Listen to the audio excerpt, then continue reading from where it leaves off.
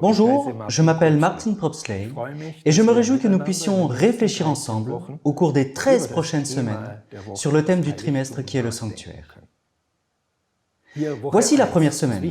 Tout d'abord, l'essentiel, deux faits. Premièrement, le sanctuaire est un lieu réel dans les cieux. Et deuxièmement, le sanctuaire est la liaison entre Dieu et sa création. C'est le lieu où Dieu veut rencontrer sa création. Un lieu de rencontre, un lieu de relation. C'est un peu comme lorsque nous sommes invités à la maison de Dieu.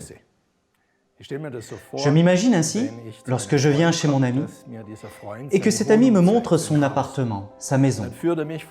Ensuite, il me dirige d'une pièce à l'autre. Avec Dieu, c'est comme ça, il me montre une pièce fantastique. Une pièce multifonctionnelle. Elle est à peu près aussi comparable que... Rien n'est comparable sur cette terre. Nous avons différents endroits. Quand je pense là maintenant au sanctuaire céleste, je dirais que nous avons une cour de justice, un lieu de la plus haute juridiction. Nous avons un siège du gouvernement. Nous avons des églises dans lesquelles nous adorons Dieu. Mais Dieu réussit à intégrer et à relier toutes ces fonctions dans une pièce. C'est ça le sanctuaire céleste. Un lecteur de la Bible qui se met ainsi à la recherche et à rechercher même dans la parole de Dieu ce qui concerne le sanctuaire céleste va trouver très rapidement qu'il y a beaucoup de passages dans lesquels l'accent est mis sur le sanctuaire céleste. Puis il va voir qu'il y a là des fonctions très différentes, comme je viens de le dire. Premièrement, il y a ici la résidence de Dieu. Dieu habite là, c'est sa maison. Pourquoi Dieu a-t-il une maison? Eh bien oui, il a une maison, afin de pouvoir habiter avec sa création. Les anges peuvent aller dans ce lieu d'habitation pour le rencontrer. Lorsque l'ange Gabriel reçoit une mission, il va dans le sanctuaire céleste, devant le trône de Dieu. Ah, le trône de Dieu. C'est la deuxième fonction du sanctuaire céleste. C'est sa salle du trône. Oui, nous avons dans la Bible pas mal de trônes. Deux d'entre eux seront en effet soulignés dans le guide d'études. Premièrement, Daniel 7, là on voit un trône céleste, mais aussi dans Apocalypse 4 et 5. Le ciel comme un trône, ou bien le sanctuaire céleste comme une salle du trône. Cela révèle que Dieu est le roi qui y réside, le souverain de l'univers entier. Et comme les souverains, il a besoin aussi de principes sur lesquels repose sa domination. Et là aussi, il y a deux grands principes. Premièrement, le droit et la justice d'une part, et d'autre part, la bonté et la grâce.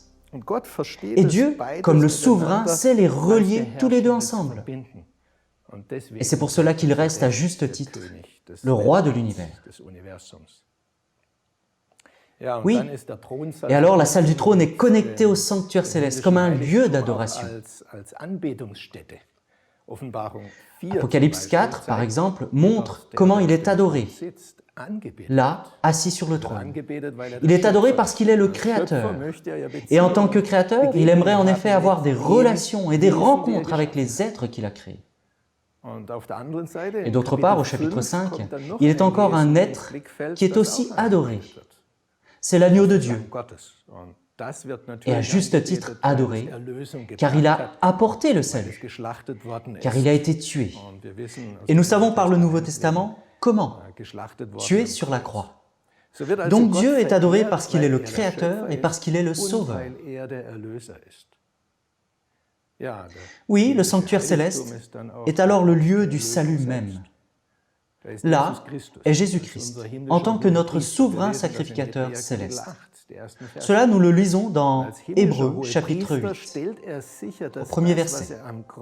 Et comme le souverain sacrificateur, il s'assure que ce parfait sacrifice qu'il a fait sur la croix pour notre salut continue à œuvrer afin que le salut puisse être complet, afin que lorsqu'il reviendra, nous soyons pour toujours sauvés.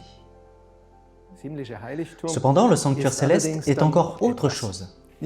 Non seulement un lieu de culte, une salle de trône, et puis aussi le lieu du salut, mais aussi la salle d'audience du tribunal. Daniel 7, je l'ai déjà dit, c'est là que Dieu juge. Grâce à ces principes qu'il a établis, il accomplira ses jugements justement. Et c'est ainsi que nous en parlons cette semaine. C'est un sanctuaire céleste et il doit être réel, car Dieu et Jésus-Christ se trouvent là, et parce qu'il a ses fonctionnalités très pratiques. Et ces fonctions, Dieu peut tous les relier entre elles. Il peut être juge et sauveur dans le même lieu. Nous pouvons adorer Dieu dans cet endroit. Et nous ne devons pas penser que le tribunal était en quelque sorte injuste ou bien que le salut n'était pas parfait. Dieu parvient à réunir toutes choses en lui-même. Ainsi, le sanctuaire montre une grosse partie de ce qu'est Dieu. Je souhaite que nous arrivions un petit peu à relier ces éléments dans notre vie. Que nous portions des jugements droits, que nous ayons de la bonté, de l'amour et de la miséricorde pour les autres. Que là où nous gouvernons, qu'il y règne la justice et la droiture. Que l'on puisse refléter un petit peu ce que Dieu est dans le sanctuaire céleste.